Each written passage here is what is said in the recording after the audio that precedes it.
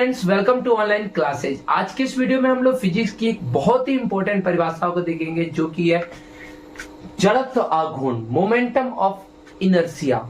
ये क्या होता है, इसका एसआई मात्रक और विमा देखेंगे।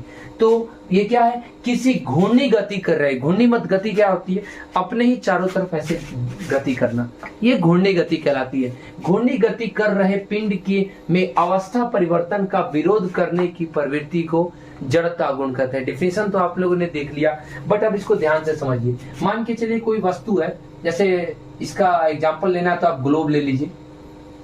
ग्लोब आपने देखा है, ग्लोब कैसा होता है, इस टाइप का होता है, और यहाँ पर ग्लोब में ऐसे यहाँ पर धुरी होता है ये ग्लोब इस पर घूमता है। मान लीजिए इसको तेज गति से घुमाया जा रहा है, घुमा दिया गया, इसके राउंड मान लीजिए ऐसे घूम रहा है, ठीक है। जब ये ऐसे घूम रहा है, चारों बगल ऐसे टाइप से घूम रहा है, तो क्या होगा, अब हम इसको क्या करते हैं, किसी चीज से रोकने का प्रयास करते हैं हाथ से।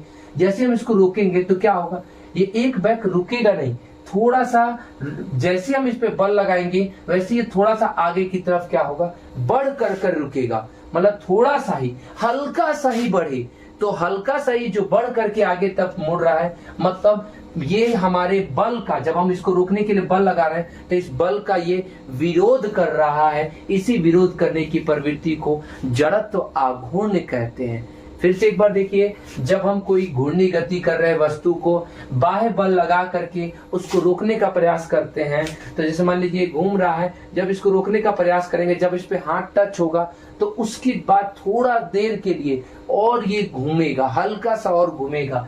यह घूमना क्या बताता है कि जो हमने बल लगाया था, जो अवस्था परिवर्तन के लिए बल लगाया था, ये उसका विरोध कर रहा है, और इसी विरोध करने की प्रवृत्ति को जड़त्व आघूर्ण कहते हैं।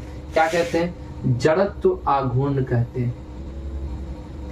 आपने 9th क्लास में एक और चीज पढ़ा होगा, जड़त्व क्या होता है। तो जड़त्व क्या होता है, इसको भी एक बार देख लीजिए। जैसे मान लीजिए हम किसी बस में यात्रा कर रहे हैं, बस में हम यहाँ पे ऐसे खड़े हैं, ठीक है, हमारा पार्ट यहाँ ऊपर का, ऐसे खड़े हैं हम, ठीक है। जब बस है एक समान गति से आगे की ओर बढ़ रही है, जब एक बैक वो ब्रेक मारेगी, जब बस का एक बैक ब्रेक लग रहा है, तो हमारा जो पैर है जो इससे सटा हुआ है वो ब्रेक के कारण रुक जाएगा।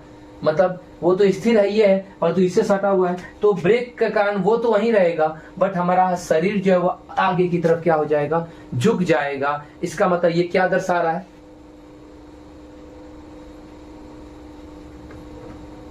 ये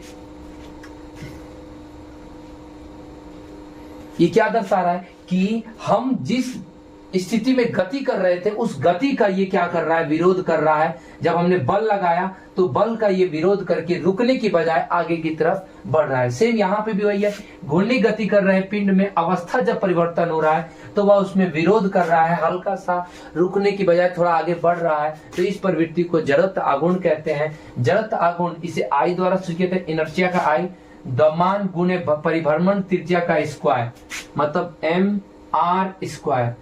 mr² होता है। और r क्या है, परिभ्रमण त्रिज्या है। जैसे जिस गति से कर रहा होगा तो इसकी एक त्रिज्या बन रही होगी ना, तो उसका त्रिज्या है। जड़त्व आघूर्ण एक प्रदिश राशि है। अब बोलोगे प्रदिश क्या है भाई, प्रदिश तो 3 राशियां होती है, एक सदिश होता है, एक अदिश होता है, और एक यहाँ पे प्रदिश है। प्रदिश राशि का मतलब ये ना सदिश है ना ही अदिश है, इसकी जो दिशा होती है हमेशा बदलते रहती है।